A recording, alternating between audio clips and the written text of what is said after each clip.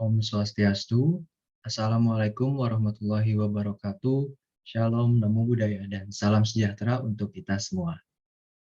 Saya Suryo Yusgianto dengan NIM 20095111077 akan menjelaskan dan berbagi ilmu kepada teman-teman semua mengenai premedikasi dan anestesi dalam bidang veteriner, di mana pada materi ini diampu oleh Dr. Hewan I Gusti Ngurah Sudismo MSI. Dalam mata kuliah Ilmu Bedah Umum Veteriner.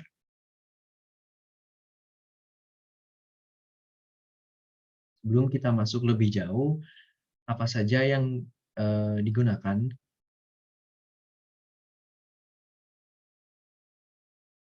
Sebelum kita masuk lebih jauh, kita akan membahas terlebih dahulu pengertian dari premedikasi, kemudian tujuan premedikasi, dan juga obat-obat yang digunakan dalam premedikasi.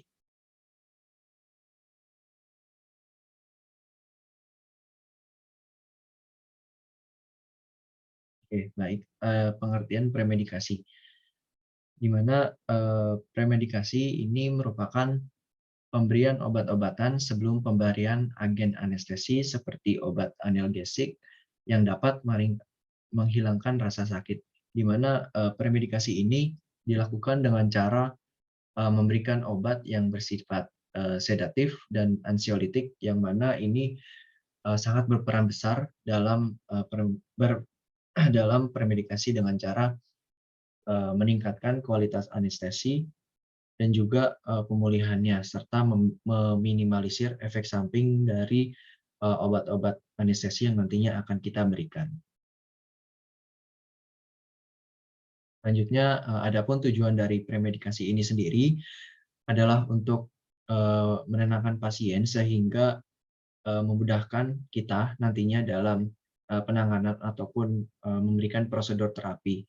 Kemudian yang kedua, untuk relaksasi otot sehingga nantinya ini terjadi imobilisasi dan juga hiporefleksi. Dan yang ketiga, untuk memberikan efek analgesik atau untuk menghilangkan rasa sakit. Dan yang terakhir adalah untuk memperoleh induksi anestesi yang perlahan dan aman. Selain itu, mungkin juga tujuan pemberian premedikasi ini adalah untuk memberikan stadium anestesi yang stabil, serta untuk mengurangi dosis anestesi sehingga efek samping yang dihasilkan dari obat-obat anestesi ini dapat dikurangi. Baik, selanjutnya adalah obat-obatan yang biasa digunakan sebagai premedikasi sebelum obat anestesi ini diberikan.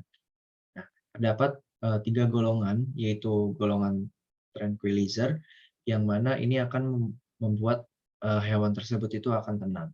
Nah, contoh obatnya itu adalah seperti acepromazin, kemudian diazepam, midazolam, silasin, dan juga medetomidin. Sedangkan golongan yang kedua ini adalah golongan analgesik narkotik. Ada contohnya itu seperti morfin dan meperidin.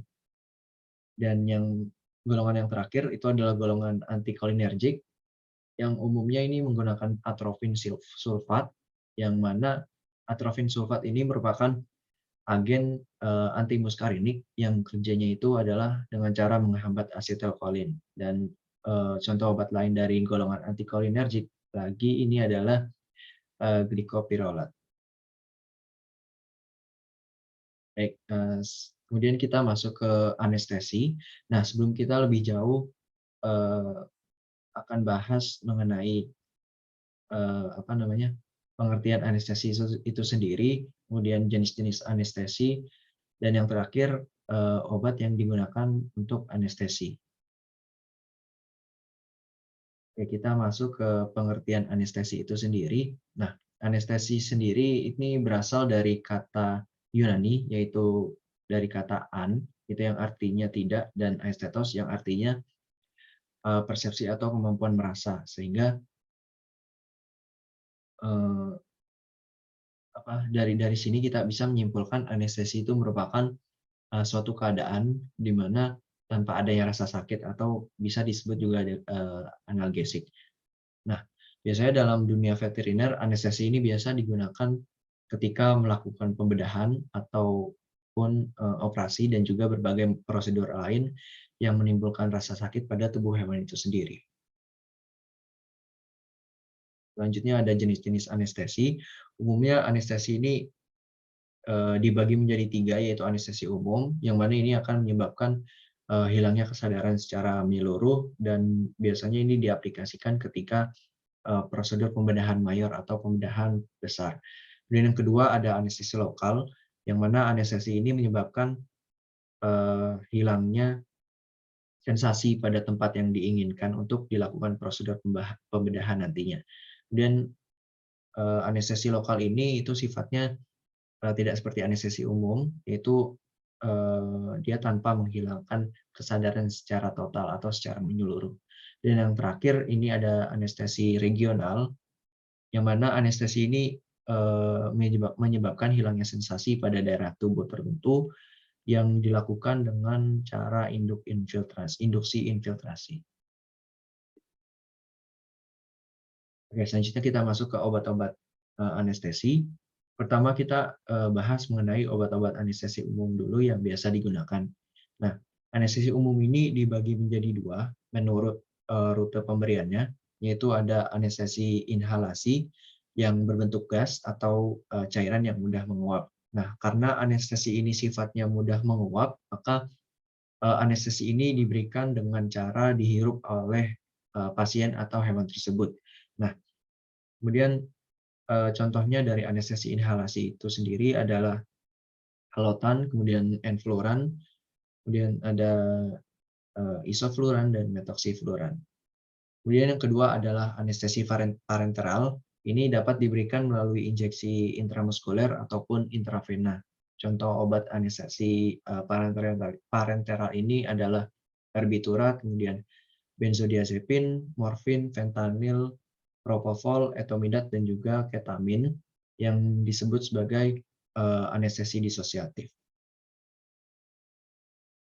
Obat anestesi selanjutnya adalah anestesi lokal, di mana anestesi lokal ini dibagi menjadi dua golongan yang berdasarkan bahan kimiawinya, yaitu ada golongan ester dan juga golongan amida. Nah, untuk golongan ester sendiri ini contohnya adalah prokain yang menjadi prototipe dari golongan ester ini, kemudian ada tetrakain, kokain, benzokain, dan juga klorokokain. Nah, sedangkan pada golongan amida, ini contohnya adalah lidokain atau silokain yang menjadi prototipe dari anestesi lokal golongan amida ini.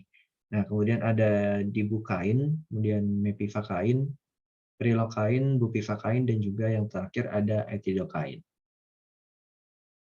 Selanjutnya adalah anestesi regional yang terbagi atas tiga, yaitu spinal anestesi, kemudian epidural anestesi, dan caudal anestesi. Di mana spinal anestesi ini diberikan dengan jalan injeksi ke dalam ruang intratekal secara langsung ke dalam cerebrospinal, yang mana ini diberikan di sekitar diinjeksikan di sekitar regiolumbal ke-1 dan atau regiolumbal kedua, di mana medula spinalis ini berakhir. Contohnya yaitu obatnya adalah lidokain, kemudian bupivakain, dan juga tetrafakain.